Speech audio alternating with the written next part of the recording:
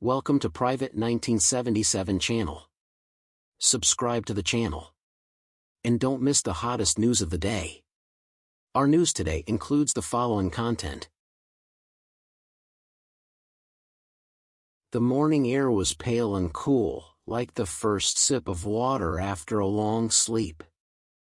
Seoul was waking up, buses humming, crosswalk lights blinking, coffee shops turning on their signs. But he, Min-jun, stood still at the edge of the Han River, staring at the ripples that danced in the wind. To anyone passing by, he was just another young man in a gray coat, holding a paper cup gone cold. But inside, he was a storm trying to remember what peace felt like. He wasn't sure when he'd started breaking quietly. Maybe it was the day his mother stopped recognizing him. Maybe it was when his best friend stopped calling. Or maybe it was simply time as a way of wearing people down without a sound. That morning, he told himself he would go to work, keep his head down, finish another day. But when he saw the river, he just stopped walking. It wasn't despair that stopped him. It was exhaustion, the kind that wraps around you until even breathing feels like a chore. Then came her voice. "Are you okay?" He turned. A woman stood a few steps away, holding a steaming cup of coffee, her scarf slipping loose in the breeze. Her name, he would later learn, was Harin. She wasn't particularly striking at first glance, but there was a calm in her eyes that made people want to speak, as if she could hold their silence without judgment. "I'm fine," he said. The words felt rehearsed, like lines he'd been saying all his life. "Then why do you look like someone who forgot how to be fine?" she asked softly. He blinked, half surprised, half annoyed. Strangers weren't supposed to ask questions like that. Yet there was no accusation in her tone, only quiet concern, the kind that sounds like home. For reasons he couldn't explain, he laughed. "Just once, short and rough. You talk like you read too many dramas." She smiled. "Maybe. But sometimes dramas say the things real people are too afraid to." Something about that made his chest ache. They stood in silence for a while, watching the water. The sun climbed higher, painting the river gold.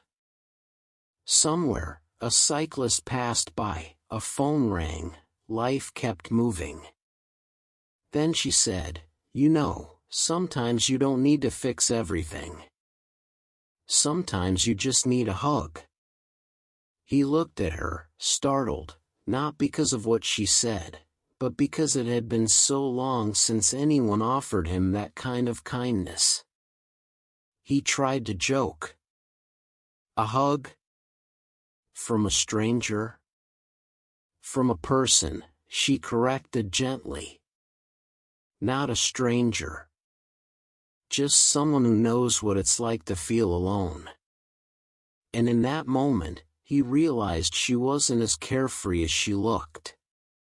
Her eyes carried a quiet sadness, one he recognized instantly, the same kind that lived in his own reflection. He didn't say yes. But he didn't say no either. She stepped closer, hesitating for a breath, then wrapped her arms around him.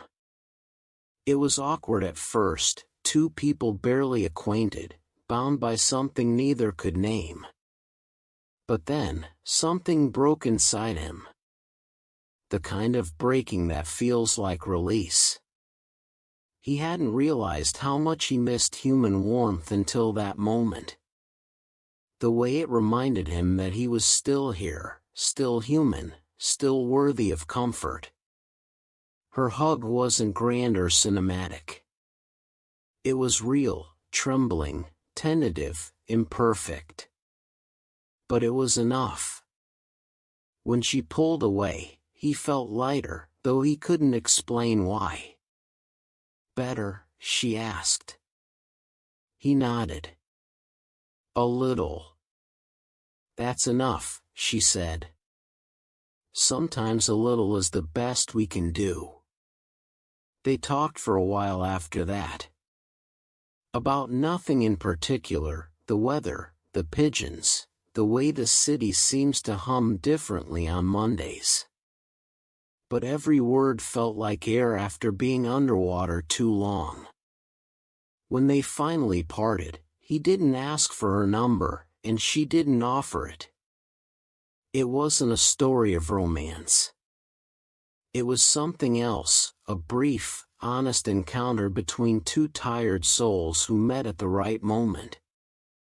2 weeks later. The days that followed weren't magically brighter. Minjun still felt the weight of his world, the endless emails, the long nights, the quiet apartment waiting for him at the end of each day.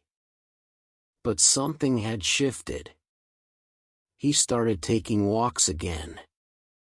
He called his sister. He even found himself smiling, not because everything was better, but because he knew it could be. Then, one evening, as he left the office, he saw her again, Harin, standing at the crosswalk, clutching a book. She saw him too, and they both laughed softly, surprised yet not. "Seems like the river isn't the only place fate works," she said. They ended up walking together, their steps easy, unhurried. She told him she was a photographer who collected moments people forget to notice, the space between laughter, the way sunlight rests on tired faces, the quiet before a confession. "What do you do with all those moments?" he asked. "I keep them," she said. "Because someday, someone will need to remember that beauty still exists, even when life feels heavy." He thought about that for a long time. Later that night, as they stood by a small bridge, she lifted her camera. "Can I take your picture?" "Why?" "Because you look like someone learning how to breathe again." The click of the shutter echoed softly. For the first time in years, he didn't feel the need to hide from the lens. Months later. Time moved on, as it always does. They saw each other from time to time, coffee after work, walks by the river, messages that simply said "You okay?" It wasn't love, not in the way people write about it. It was quieter, deeper, the kind of bond that asks for nothing but gives everything. And on the hardest days, when the noise of the world grew too loud, Minjun would remember that morning, that hug, and the truth it carried. That sometimes, we don't need grand gestures or perfect answers. Sometimes, what we need most is a moment of warmth, someone to remind us we're not invisible, not broken beyond repair. A simple hug. The one he didn't know he needed until it found him. Epilogue. Years later, long after the river had seen countless sunrises, a young boy ran across the same bridge, laughing, calling out for his parents. Minjun, now older, smiled as he watched him, his son, chase bubbles through the morning mist. Beside him, Harin lifted her camera again, capturing the light, the laughter, the fleeting joy of another ordinary day. "Still collecting moments?" he teased. "Always," she said, smiling. "Because one day, someone else will need to remember that hugs can save people too." He nodded, slipping an arm around her shoulders. The city buzzed softly around them, alive and forgiving. And as the wind brushed past, carrying laughter and memories alike, he finally understood. Sometimes the smallest gestures leave the deepest marks. That morning by the river, when a stranger offered him a hug, wasn't just a passing kindness.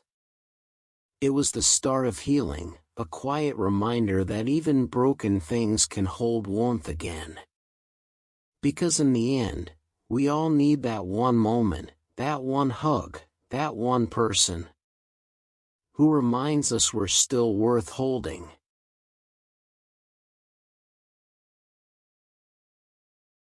What do you think about this? This concludes our new section. Welcome to leave your thoughts in the comments area. Let's discuss it together. Welcome, don't forget to give me a like and follow. Thank for all.